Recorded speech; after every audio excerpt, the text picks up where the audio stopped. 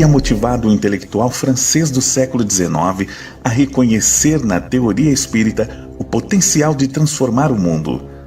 No entanto, esse entusiasmo não corresponde ao que hoje se divulga. Sejam opositores ou simpatizantes, adeptos ou divulgadores, todos desconhecem o verdadeiro espiritismo.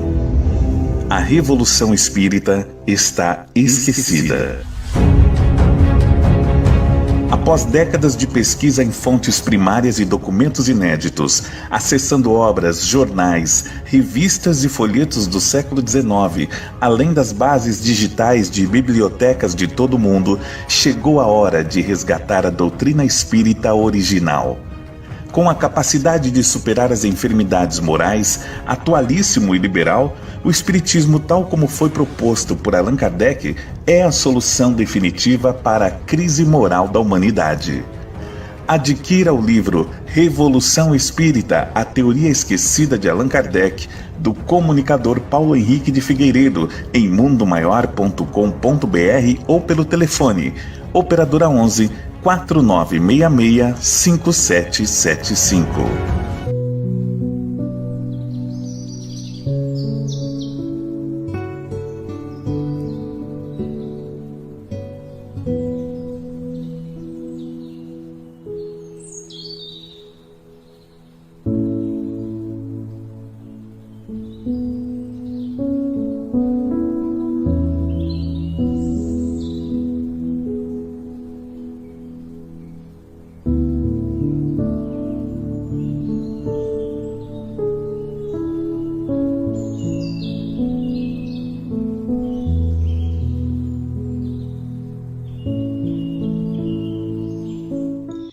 Oi, Esther. Boa noite, querida. Seja muito bem-vinda. Boa noite. Obrigada. É um prazer imenso você aqui na nossa casa, ok? E então vamos dar uma boa noite também a todos os que estão conosco nesse momento ou aqueles que poderão assistir mais tarde. Nós vamos ter, então, a nossa irmã Esther Curti, de Além Paraíba, tarefeira do Centro Espírita Allan Kardec, vai nos trazer um tema de muita importância para nós, que se chama resignação. Então, vamos estar atentos, com certeza. Nesse momento, então, nós vamos unir-nos em pensamentos, levando nossas vibrações a Jesus, nosso Pai, Deus, que está sempre conosco, e agradecer por esses momentos que aqui vamos passar, aprendendo mais um pouco sobre essa doutrina que nos traz tantos caminhos proveitosos para seguir. A nossa irmã querida, que seja intuída, inspirada pela nossa irmã, Zilda Gama, é a nossa mentora, para que ela traga aquilo que preparou com tanto carinho para que possamos assimilar tudo que ela vai nos trazer e que possamos praticar no nosso dia a dia. E assim, Senhor, pedindo também que estejamos receptivos ao lado de todos os nossos companheiros, agradecendo por essa oportunidade a todos esses bons espíritos que nos acompanham. E que assim seja, graças a Deus. Então, minha querida, a palavra é sua. Muito obrigada, Delfa. Obrigada a todos aí pelo carinho e atenção desde já. Bom, o nosso tema de hoje, né, é o tema resignação. E eu gosto de falar o porquê que eu escolhi esse tema para poder fazer essa palestra, né, esse estudo, na verdade, que para mim é um estudo, até porque esse tema, ele tem me trazido muitas coisas, muitas histórias, aonde eu passo, aonde eu encontro com pessoas. Eu acho que eu não vou conseguir ver os comentários, mas depois eu vou ler os comentários. Então, aonde eu passo, aonde eu encontro com as pessoas, eu sempre escuto novas histórias, novos ensinamentos. Então, para mim, está sendo uma bênção esse estudo, né, que eu tenho feito e levado às casas em que eu estou sendo escalada. Então, muito obrigado aí a oportunidade de todos vocês, né, da AME, de estar me escalando, e a oportunidade, né, que Deus vem me dando de levar a palavra de Jesus a milhares e diversas pessoas, tanto encarnados quanto os desencarnados. Bom, por que o tema resignação? Na nossa casa, lá no Allan Kardec, eu faço parte do grupo de evangelização. Eu não sei se está todo mundo conseguindo me ouvir, mas espero que o som esteja chegando aí de boa qualidade. Na nossa casa, eu faço parte do grupo de evangelização, sou evangelizadora, e na nossa casa a gente tem um esquema onde todos os evangelizadores já vêm com o tema pré-definido da reunião de evangelizadores. Caiu para mim o tema resignação. Falei que interessante, porque já tinha escutado a palavra, mas não tinha parado para estudar, para poder formar um estudo, né? Principalmente para crianças. E aí eu levei esse estudo para as crianças, e no momento ali do estudo, as crianças ficaram interessadas, e eu também achei interessante, e falei, eu vou levar para os jovens, porque eu gostei muito desse tema, e imagino que os jovens também vão gostar. Quando eu levei para os jovens, para minha surpresa, eles não conheciam a palavra, nunca nem tinham escutado falar sobre a palavra. E eu fiquei assim, admirada. Falei, gente, como que os jovens nunca tinham escutado falar sobre resignação? Então, eu vou levar esse tema para a palestra, porque eu imagino que muitas pessoas muitas vezes escutaram a palavra, leram a palavra, porque ela é presente no Evangelho.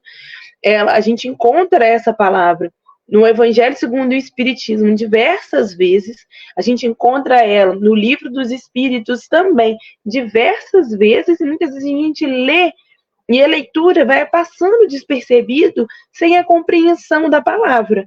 E aí a importância desse estudo vai trazer para a gente o significado dessa palavra e o porquê que vem trazendo atrás dela. Bom, vamos começar então o nosso estudo. O nosso estudo, ele vai ser baseado em 4 perguntas. Essas 4 perguntas são as 4 perguntas que eu fiz para as crianças no dia do estudo, que eu levei para elas.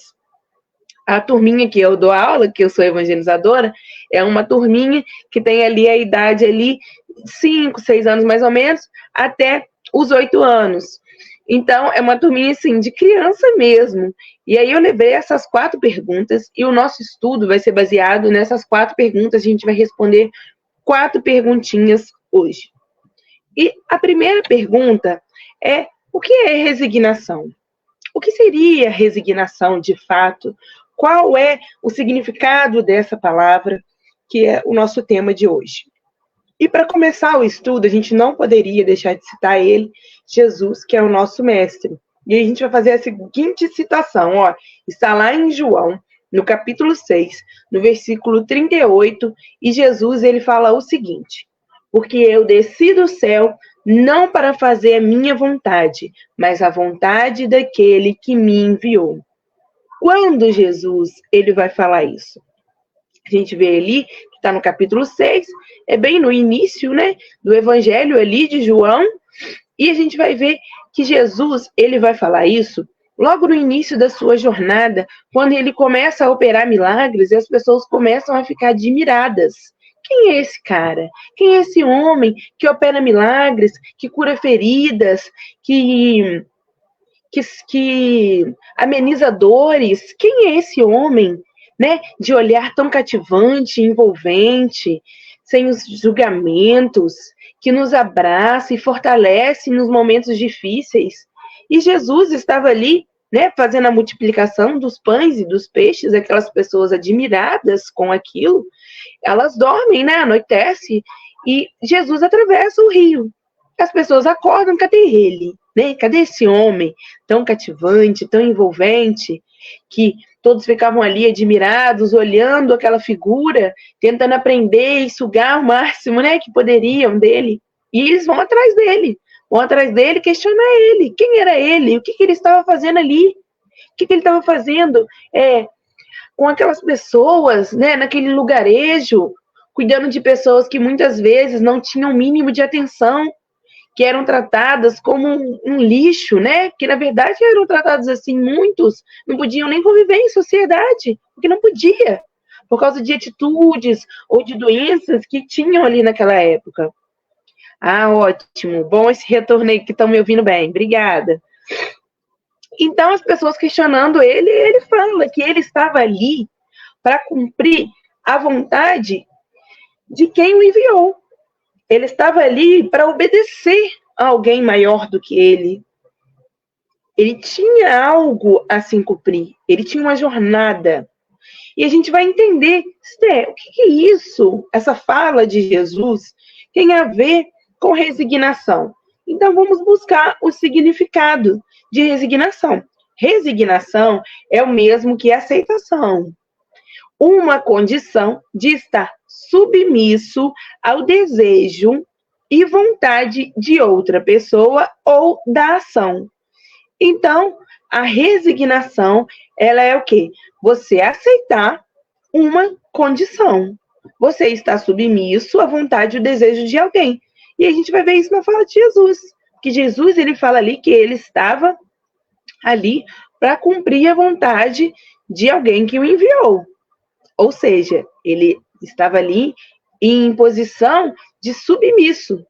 Ele estava cumprindo a vontade de alguém. Muitas vezes a gente olha a palavra submisso como algo negativo. E não, a pessoa submissa também, ela está cumprindo a vontade de alguém que está ordenando. E isso é resignação. Olha que interessante.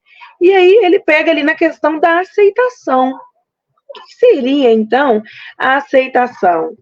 A gente vai ver que a aceitação na psicologia humana é o consentimento de uma pessoa à realidade de uma situação, reconhecendo um processo ou condição. Então, quando eu aceito, eu estou ali no processo de aceitação, eu aceito uma situação. Então, algo está para acontecer, algo está acontecendo, eu aceito aquela situação. E a gente vai ver ali, a situação pode ser o quê, Sté? Pode ser um processo ou uma condição. O processo, eu gosto de falar sobre ele de uma forma bem clara, para todo mundo entender, porque você fala simplesmente assim, o processo é o início, o meio e o fim. Sim, isso é um processo. Então, vamos pensar o seguinte, quando nós estamos lá para poder encarnar, quando nós estamos querendo tomar uma Coca-Cola, e aí o que a gente faz? A gente tem que ir na padaria, né? Ou no supermercado, algo assim do tipo. Quando a gente chega lá nesse local, a primeira coisa que a gente faz é ver se tem. Se não tem, aí começa a questão do processo. A pessoa tem que fazer o pedido. Primeiro ponto, né? O início. É o pedido, é a vontade, é a demanda. Fez o pedido. Esse pedido vai para a fábrica. Lá na fábrica vai vir o segundo ponto, que é a produção. Que é toda aquela demanda da questão de PET, é a garrafa que tem que encher, é o líquido que tem que ser produzido. E aí, no final, a entrega do produto, né? Da bebida ali, do refrigerante. O produto vai ser entregue até o destinatário. E aí, isso é um processo. Você tem ali um pedido, você tem uma produção e você tem uma entrega. E isso acontece na nossa vida. Nós temos os nossos processos. E o que pega sempre é o meio.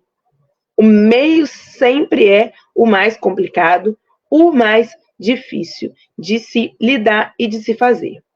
Então, E tem ali a questão, né, da aceitação da condição. A condição é, a pessoa nasceu dessa maneira, ela tem essa condição. Então, Jesus, ele estava ali aceitando a condição dele. Condição de quê? De que ele estava ali, que ele tinha encarnado, que ele tinha uma missão a se cumprir. E ele estava aceitando essa condição. Ele aceitava a condição da missão a cumprir. Ele sabia que não seria fácil. Ele sabia que ele poderia sofrer. Mas ele aceitava como espírito, obviamente, perfeito.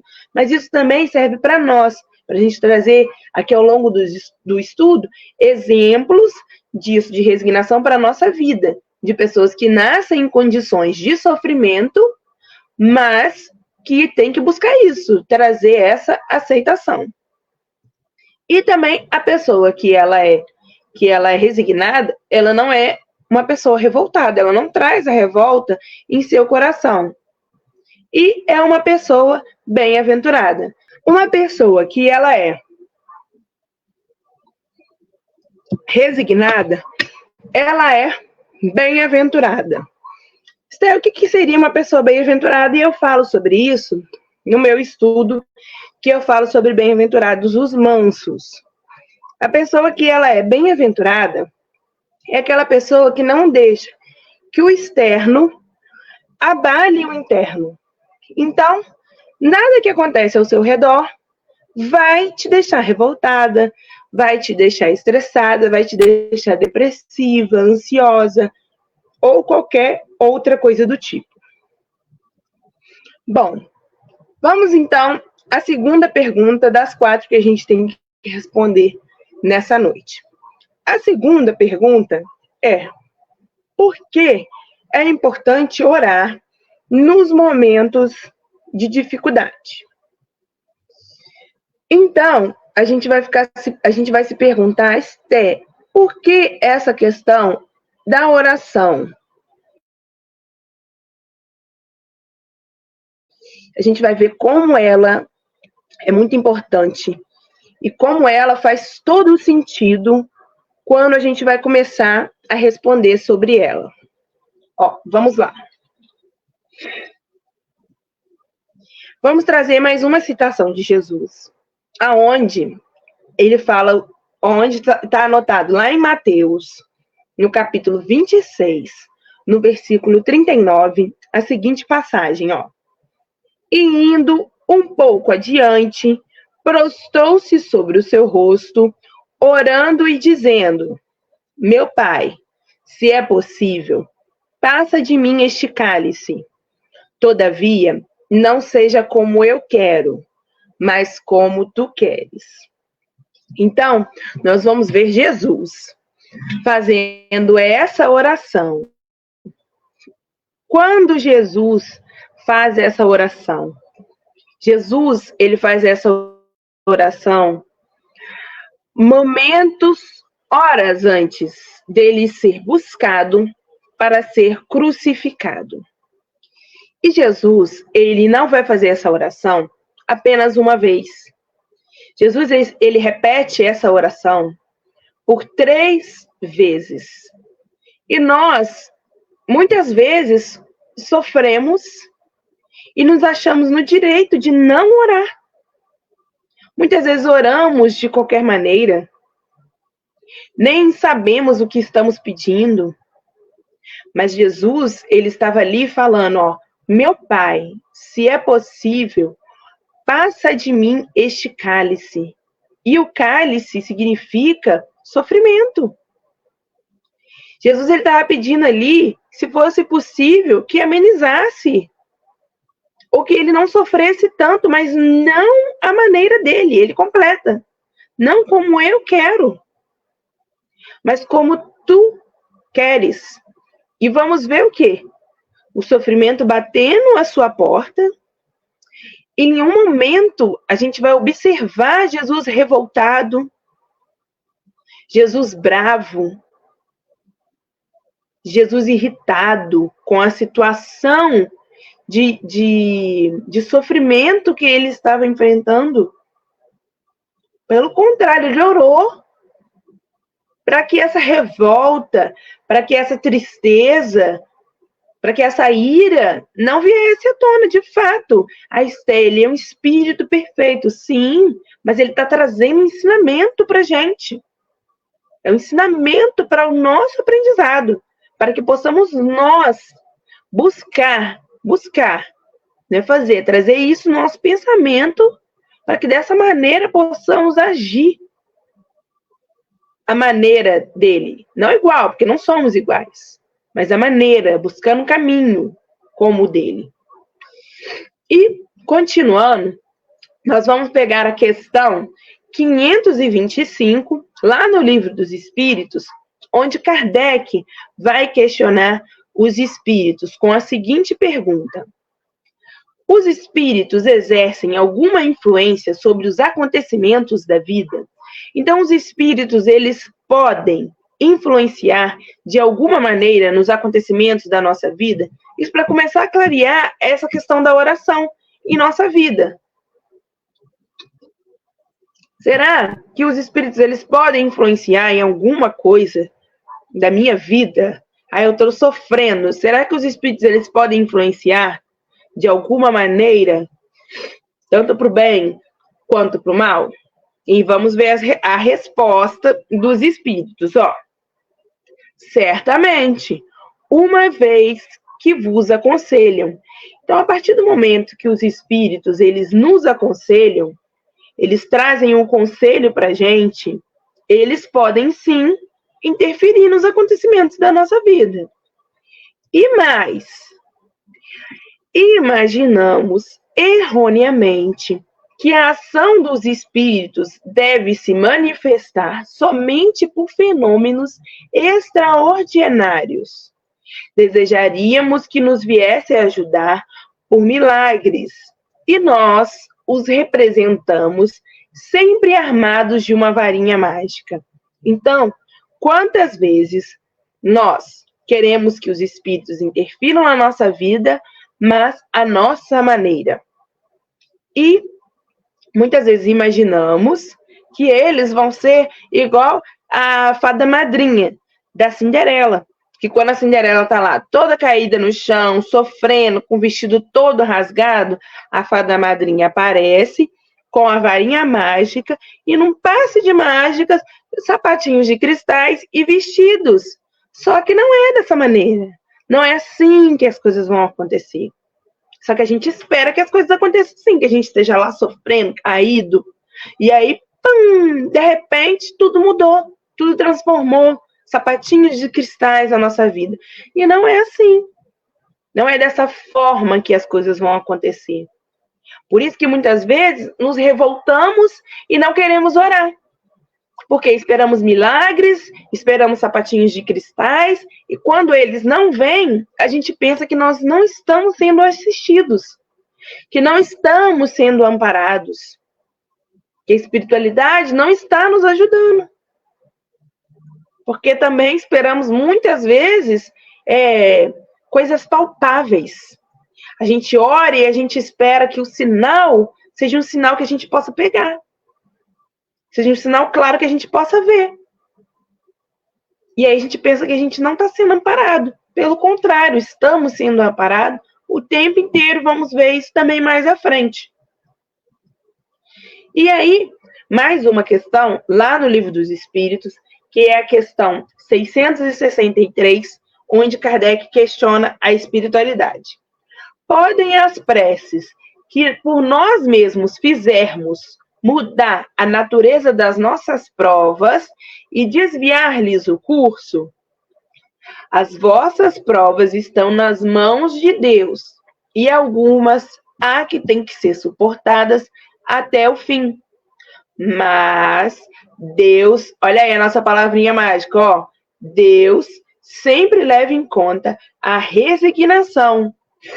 A prece traz para junto de vós os bons espíritos e, dando-vos a força de suportá-las corajosamente, menos rude ela vos parece. Então, quando a gente ora, a gente vai trazer para junto de nós espíritos amigos que querem nos ajudar, que nos dão coragem para enfrentar as provas. E um ponto ali importante é o quê? As provas não estão nas nossas mãos. As provas estão nas mãos de Deus. E muitas das provas a gente tem que ir até o final. Não pode cortar caminho. Tem que ir seguir o caminho até o fim dele. Não tem como cortar o caminho, diminuir. Tem que ir até o final. Só que é aquela questão.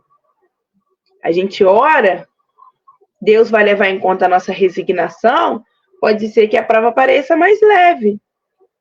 Pode ser que ele diminua ali um cadinho o fardo. Não é mesmo? E outra coisa também muito importante, que está falando lá na resposta, ó. Demais, não é possível que Deus mude a ordem da natureza ao sabor de cada um. Porquanto que, do vosso ponto mesquinho, pareça uma coisa muito difícil, a gente vai ver que, na verdade, é um grande bem. E que, além disso, olha que importante esse ponto. Quantos males não se constitui o homem, o próprio autor, pela sua imprevidência ou pelas suas faltas? Ele é punido naquilo que pecou. Então, quantas vezes nós somos causadores dos nossos sofrimentos? Quantas vezes nós não buscamos o sofrimento? Somos autores de todas as coisas que acontecem na nossa vida. Aí a gente quer mudar a natureza? Não tem como. Não tem como a gente ir lá e plantar maçã e depois querer ir lá e colher morango. Não tem como. Vai colher maçã. Porque plantamos aquilo. Então a gente tem que colher. É a natureza, é uma prova de Deus. É uma lei de Deus. E não tem como ser mudada o sabor de cada um. Ah, eu não quero. Não queria maçã, não. Ah, eu quero morango. Não. Infelizmente, vai ter que comer maçã. E bastante. Então, eu trouxe uma historinha pra gente, para poder ilustrar o poder da prece. Tá nesse livro aqui, ó. Aprender com os erros, crescer com os acertos. E o título da história, O Poder da Prece. Uma pobre senhora, com visível ar de derrota estampado no rosto, entrou no armazém. Aproximou-se do proprietário conhecido pelo seu jeito grosseirão e pediu fiado alguns mantimentos. Ela explicou que o seu marido estava muito doente e não podia trabalhar, e que tinha 7 filhos para alimentar.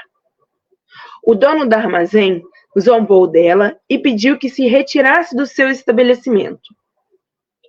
Pensando na necessidade da sua família, ela implorou: por favor, senhor, eu lhe darei o dinheiro assim que tiver. Ao que lhe respondeu que ela não tinha crédito e nem conta na sua loja. Em pé no balcão ao lado, um freguês que assistia à conversa entre os dois se aproximou do dono do armazém e lhe disse que ele deveria dar o que aquela mulher necessitava para a sua família por sua conta. Então, o comerciante falou meio relutante para a pobre mulher: você tem uma lista de mantimentos? Sim, respondeu ela. Muito bem. Coloque sua lista na balança e o quanto ela pesar, eu lhe darei em mantimentos. A pobre mulher hesitou por uns instantes com a cabeça curvada. Retirou da bolsa um pedaço de papel, escreveu alguma coisa e depositou suavemente na balança. Os 3 ficaram admirados quando o prato da balança com o papel desceu e permaneceu embaixo. Completamente pasmado com o marcador da balança, o comerciante virou-se lentamente para o freguês e comentou contrariado: eu não posso acreditar. O freguês sorriu e o homem começou a colocar os mantimentos do outro lado da balança. Como a balança não se equilibrava, ele continuou colocando mais e mais mantimentos até não caber mais nada. O comerciante ficou parado ali por uns instantes, olhando para a balança, tentando entender o que havia acontecido.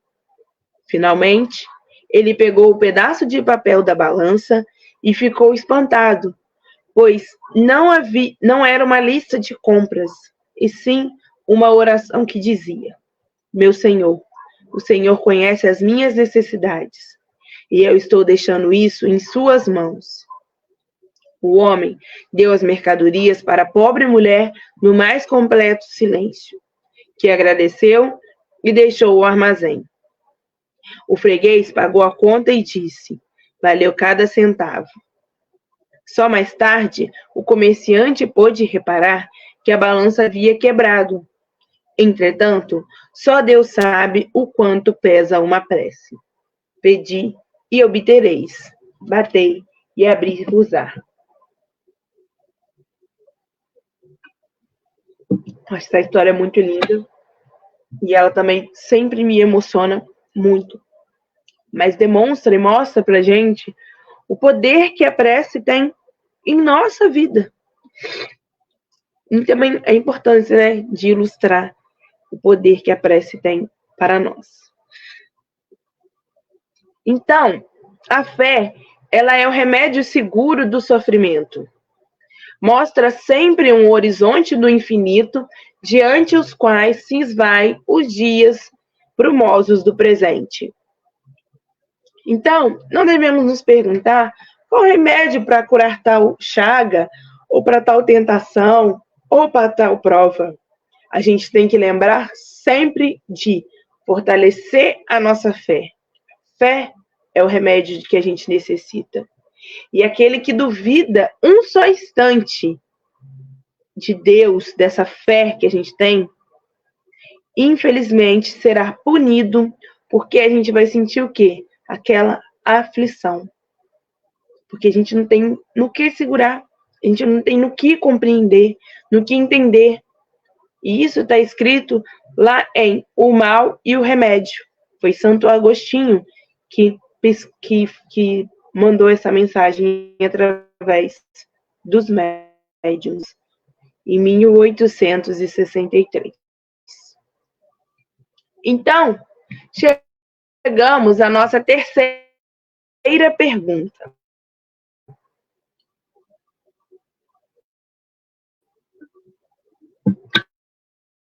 De extrema importância, porque agora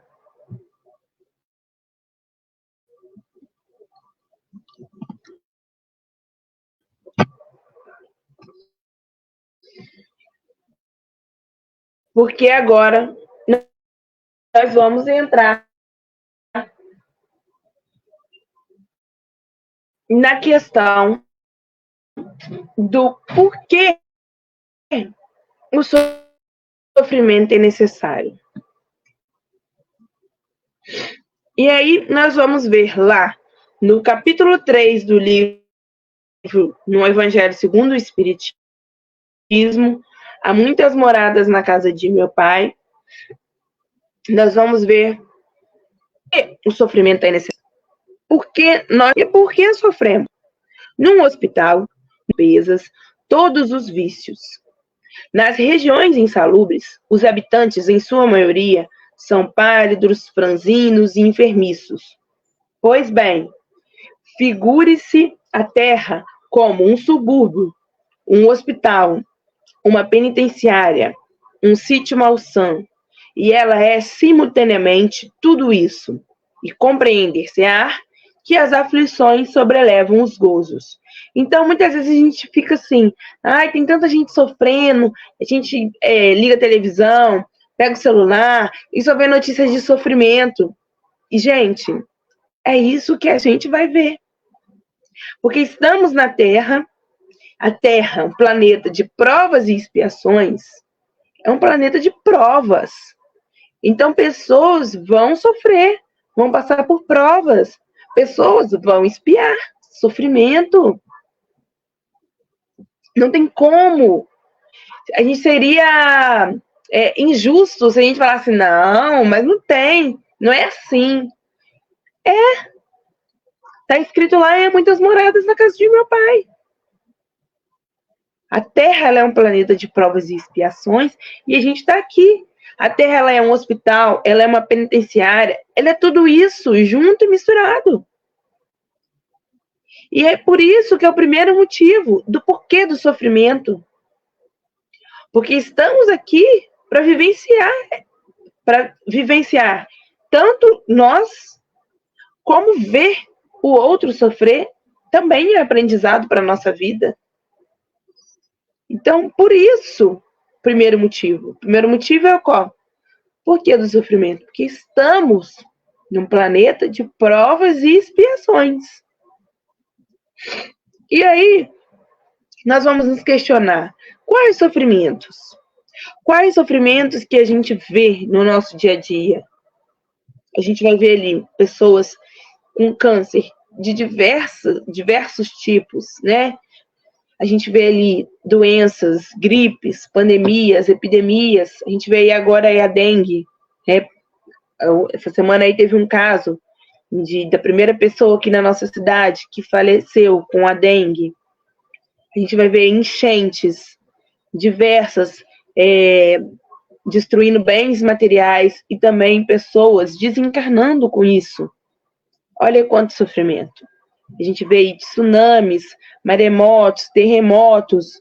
Aqui no nosso país, nem tanto, mas outros países passa por esses tipos de sofrimento. A gente vê pessoas aí sofrendo com questões financeiras. Por não ter dinheiro, daí a pessoa sofre por não ter alimento, por não ter uma casa, por não ter uma moradia, por não conseguir se vestir ou se alimentar de forma correta, adequada. E sofre muitas vezes. Ou porque às vezes o quê? Se afundou em dívidas, está devendo pessoas. Aí pensa, não sofre não, porque está fazendo mais conta. Sofre. De alguma forma ou outra, a pessoa está sofrendo. E também vamos observar o quê? Pessoas que têm dinheiro. Muitas vezes olhamos e falamos, tem dinheiro? Não sofre. Mas sofre também.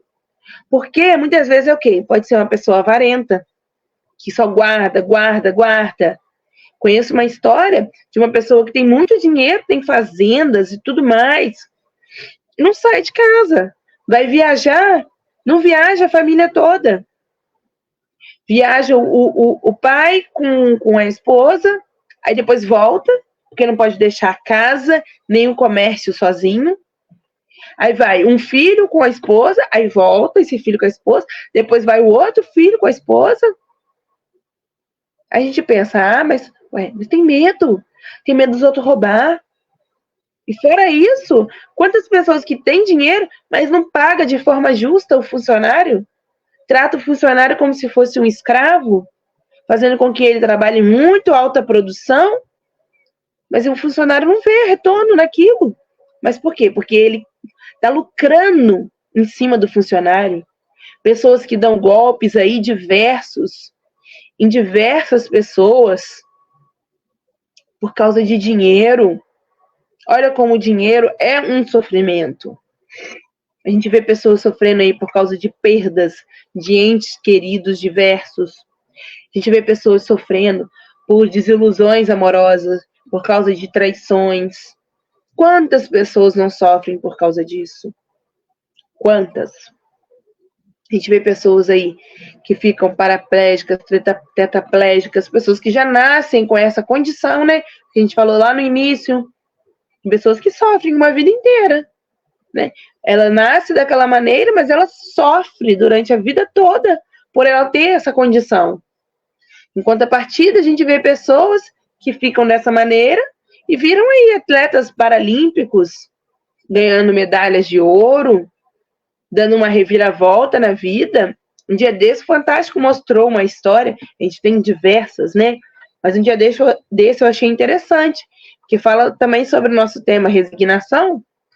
A menina que ela ficou cega, foi a última coisa que ela foi num show da banda que ela gostava. E muito interessante que ela pegou isso, falou, eu podia ficar triste e tudo mais, mas não, fui procurar alguma coisa que eu gostava. E aí ela foi fazer judô. E ela virou uma atleta do Brasil, representante nossa, e ela ganhou aí já diversas medalhas. Olha que interessante, enquanto a partir das pessoas ficam sofrendo. Sofrendo por causa da condição de algo que aconteceu em sua vida. Tive pessoas ali que investem tudo em algo, seja no negócio, seja também até mesmo num relacionamento, e aí aquilo vai frustrado, aquilo vai por água abaixo. Poxa, investi tudo, investi o dinheiro que eu tinha, investi o tempo que eu tinha, para aquilo não dar retorno, para aquilo dar errado, para aquilo ir por água abaixo. E aí a pessoa sofre, as coisas não dão certo. Mudanças, quantas pessoas sofrem com mudanças? E eu falo isso, gente, que lá na loja, há umas 3 semanas atrás, foi um rapaz lá, até do Sebrae, e do grupo lá que eu faço parte, e ele falou assim, não, vamos mudar isso daqui, vamos mudar essas vitrines e tudo mais. Aí mudamos lá, nossa, aquilo foi um sofrimento pro meu pai. Não é mentira, tô falando sério. Ele ficou uma semana reclamando, eu não gostei. Foi um sofrimento pra ele, tá tudo bem. E era que a gente sofre mesmo por causa das mudanças. Aí o que ele fez? Teve que voltar a vitrine do jeito que estava antes, e aí só assim que pronto, aí melhorou. Aí tava tudo bem, tava tudo certo. Fora isso, ele ficou ali resistente à mudança, ele não queria que mudasse. Para ele não estava bom a mudança. Então tem pessoas que são assim, que não conseguem lidar com as mudanças. E tudo bem. E o mais importante, né? O ponto mais importante do sofrimento, a gente vai ver ali que é os sofrimentos da alma. Por quê? Kardec, ele vai questionar na questão 933 do Livro dos Espíritos. Kardec vai perguntar: assim como quase sempre é o homem causador dos seus sofrimentos materiais, também o será dos seus sofrimentos morais? E aí a gente vai entrar no nosso segundo ponto do sofrimento. Vocês lembram do primeiro?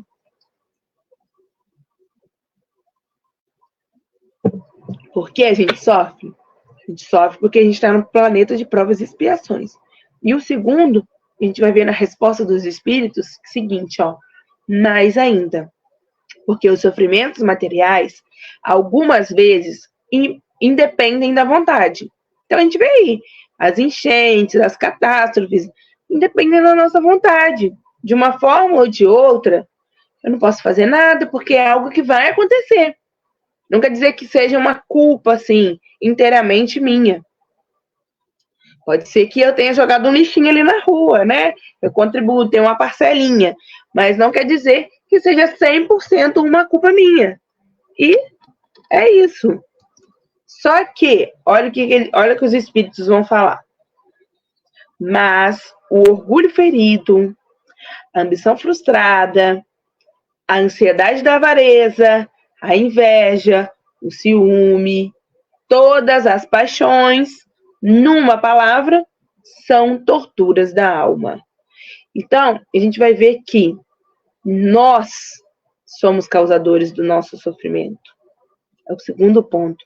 A gente sofre porque somos causadores, porque buscamos, porque somos avarentos, porque somos ciumentos. E aí a gente vai sofrendo, porque somos invejosos. Muitas vezes a gente acha que não é invejoso, mas somos. E aí vamos sofrendo, vamos trazendo esse sofrimento.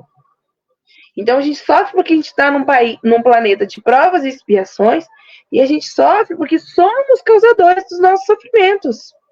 Que a gente viu também lá na resposta da pergunta da oração, falando sobre a oração, sobre diminuir esses sofrimentos. Quando a gente não trabalhar essas mazelas, esses sentimentos que a gente traz dentro de nós, vamos continuar sofrendo, porque estamos causando o sofrimento. E aí, continuando, a gente vai ver lá na questão 946 que Deus, ele sempre vai ajudar aquelas pessoas que sofrem.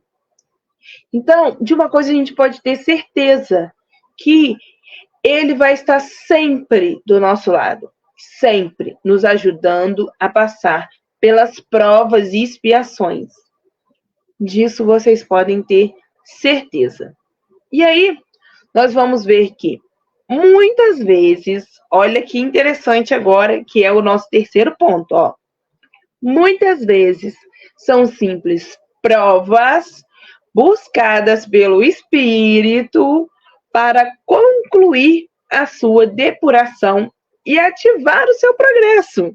Então, o terceiro porquê do sofrimento é que muitas vezes nós, antes de encarnar, falamos o quê? Não, eu dou conta.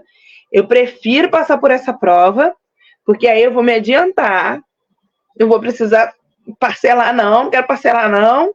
Vou lá, vou sofrer, vou passar por essa prova de boa, tranquilo, porque aí eu já pago minha dívida. Não quero parcelar de 10 vezes, não.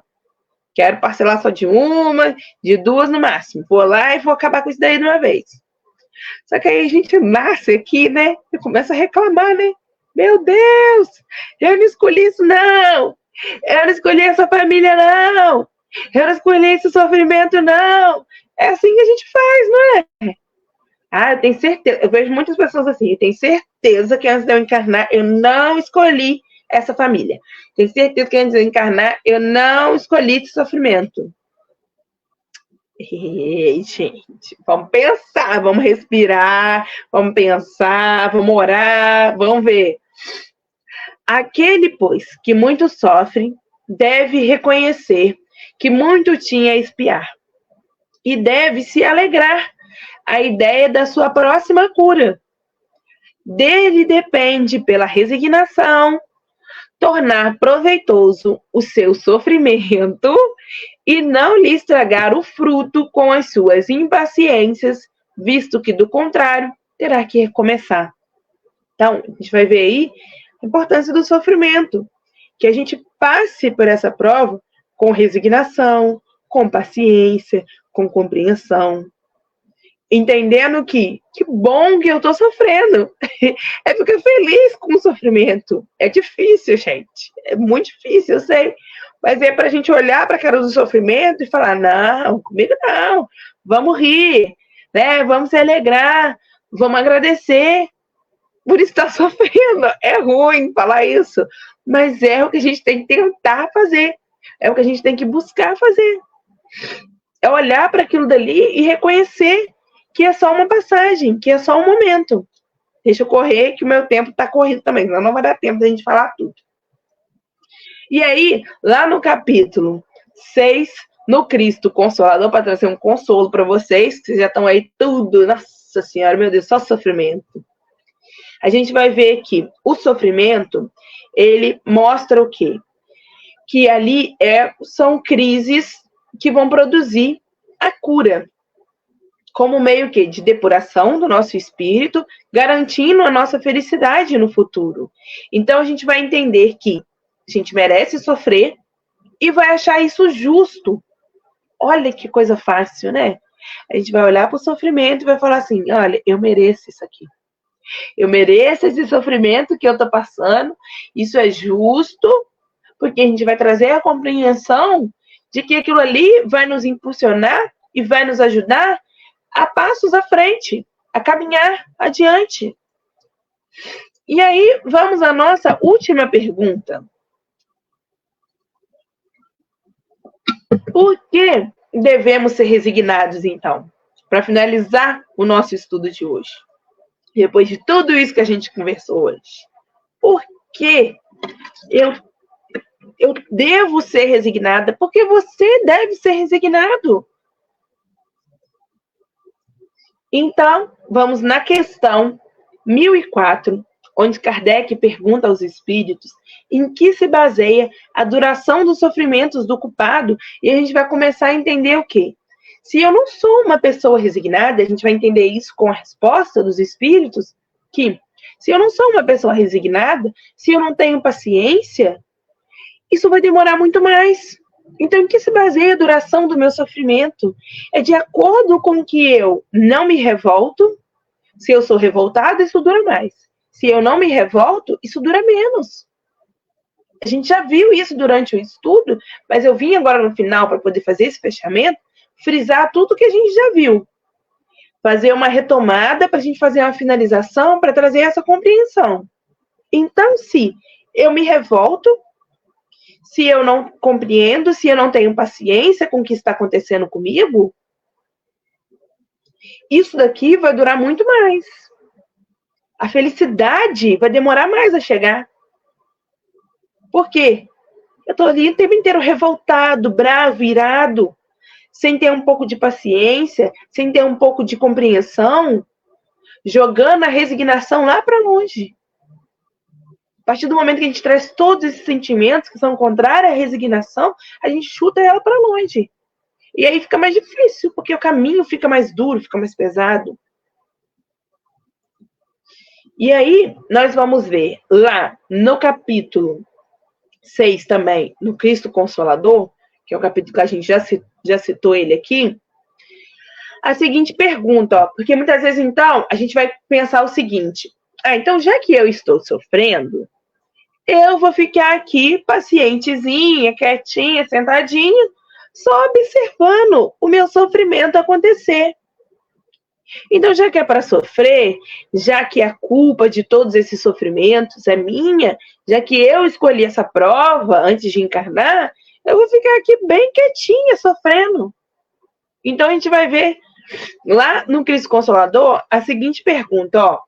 É lícito aquele que se afoga cuidar de salvar-se? Aquele que o espinho entrou, retirá-lo? Ao que está doente, chamar ao médico? As provas têm por fim exercitar a inteligência, tanto quanto a paciência e a resignação. Pode dar-se que um homem nasça em posição penosa e difícil. Com as provas que a gente já viu aí, os sofrimentos que a gente já viu. Nasceu daquele jeito. Difícil, né? Penoso. Mas, para ele ser o quê? Obrigado a vencer os meios de dificuldades. O mérito do sofrimento, gente, ele consiste em sofrer, só que sem murmurar, sem reclamar, sem revoltar. As consequências dos males que não seja possível evitar. Em que? Perseverar na luta. É aí que está o X da questão. E não se desesperar. Senão é bem sucedido, porque aí deu errado, é o que a gente falou, investiu tudo, deu errado, pronto, desesperou. Aí quer jogar tudo pro ar, quer quebrar tudo. Não é assim. É aí que está o mérito de tudo. Em não se desesperar, em perseverar na luta, em utilizar a inteligência que Deus nos deu para a gente vencer os desafios do sofrimento. É por isso que é tão importante ser resignados. É por isso que é importante você ser resignado, é por isso que é importante eu ser resignado. É trazer tudo isso, essa compreensão, essa vontade, é utilizar a nossa inteligência para o bem, para o nosso e para o bem do outro.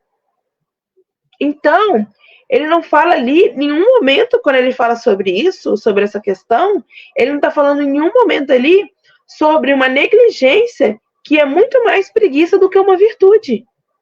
Então, eu estou afogando, vou me deixar afogar. Não, que isso? Você está com preguiça de pensar, de exercitar, de utilizar tudo que você tem em suas mãos, à sua volta? Então, todos os sofrimentos, as misérias, as decepções, as dores físicas, as perdas dos entes queridos, ela vai encontrar o quê? Consolação na fé do futuro, que foi o que a gente já viu, na confiança de Deus. E aí é o que Cristo, ele vem ensinar isso pra gente. Que ele fala também com a gente. No mundo tereis aflições. Jesus falou isso com a gente. E ele vai ensinar muito mais ao longo da sua jornada, ao longo da sua encarnação. Sobre essa questão da gente ser resignado o tempo inteiro. da gente trazer essa compreensão das nossas dores, essa paciência de enfrentar as lutas. Então, sobre aquele que nada espera do pós-vida também, isso se torna um peso enorme, porque ele não vai compreender que através da reencarnação, que lá no futuro, numa próxima encarnação, eu vou estar melhor do que nessa encarnação. E aí a pessoa que não consegue ter essa fé no futuro, essa compreensão da reencarnação, ela acha que a vida é só isso daqui. E aí ela tá sofrendo pra caramba, e ela não tem outra oportunidade de ser feliz lá na frente, de buscar a felicidade, de ter essa felicidade de volta. Que é essa dinâmica, é esse o porquê de estarmos aqui, é sofrer hoje para que no futuro, numa próxima vida, numa próxima encarnação, porque a vida não acaba aqui, ela continua, a gente segue em frente, a gente tem outros caminhos, outras oportunidades de ser feliz, de ser melhor, de viver uma vida melhor, porque a pessoa às vezes pensa que não tenho nada, eu só tenho isso daqui, essa vida, e aí ela vai ser avarenta mesmo, né? Ela vai ser egoísta, ela vai ser orgulhosa, ela vai ser invejosa, porque na mente dela, ela acha que ela só tem isso daqui. E aí ela pensa que ela tem que conquistar o máximo de coisas materiais possíveis. E ela não entende, não compreende da vida do futuro, felicidade do futuro. Então, lá em Bem-aventurados os aflitos, motivos de resignação, nós vamos ver que, finalizando o nosso estudo de hoje, a gente vai ver que deveis considerar-vos felizes por sofrerdes, visto que as dores deste mundo são pagamento da dívida que as vossas passadas faltas vos fizeram contrair. Suportadas pacientemente na terra, essas dores vos poupam séculos de sofrimento na vida futura. Deveis, pois, sentir-vos felizes por reduzir Deus a vossa dívida, permitindo que a saldeis agora, o que vos garantirá a tranquilidade no porvir. E eu deixo aqui para vocês uma dica para vocês poderem ouvir, quem não tem nem tempo, a música do Tim Vanessa, de título Alívio, onde fala ali no refrão uma frase de Jesus: meu peso é leve, jugo suave, já não é sentido a dor, bendito Consolador.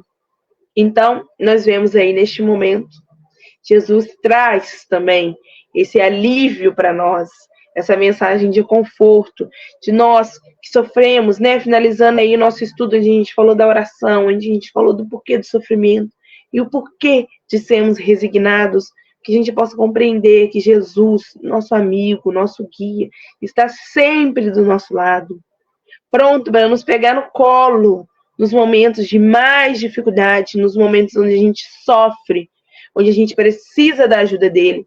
Ele está ali, junto de nós, estendendo a mão, nos pegando no colo, para tornar esse sofrimento mais leve possível, para que a gente possa passar por tudo isso, entendendo e compreendendo, sendo feliz por estar sofrendo, para que lá na frente a gente veja o mundo feliz, né? Cheio de esperança, cheio de paz, cheio de coisas que nós merecemos.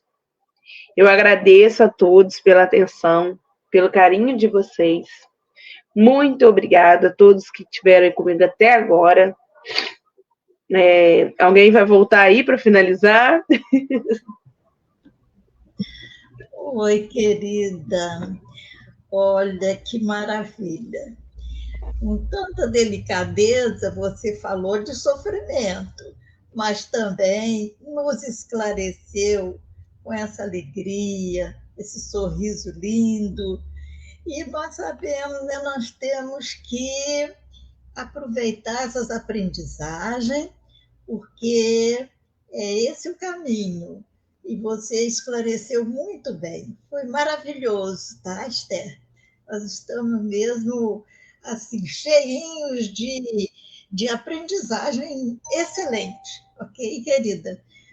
Então, nós agora vamos, como você falou, da oração tão importante, nós então, unidos em pensamento, pensando em Jesus, nosso amigo, mestre maior, em Deus, nosso Pai, agradecer por esses momentos em que tivemos tantos ensinos que a nossa querida irmã Esther, com tanto carinho, nos apresentou, e que possamos realmente pensar e refletir em tudo que ela falou, que ela nos trouxe, os exemplos que ela citou, porque são aqueles exemplos de quem já está um pouco à nossa frente e que passou por esse sofrimento, por essas provas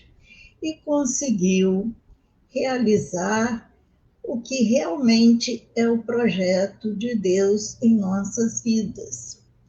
E vamos aproveitar também, com essas vibrações, enviar para todos aqueles que ainda não despertaram para essa realidade do mundo espiritual, para que pensem, para que esses corações endurecidos possam sentir o amor, a caridade em todos os momentos. Somos todos irmãos e é nessa caminhada, Senhor, que nós queremos prosseguir. Que todos nós sejamos abençoados, tenhamos uma boa noite, uma ótima semana. Que assim seja, graças a Deus. Mais uma vez, Esther, você leva nosso abraço também, papai, Marquinho, que nós admiramos muito. E você está seguindo o mesmo caminho dele. Está de parabéns, tá? Deus te abençoe. Muito obrigada. Um beijo a todos.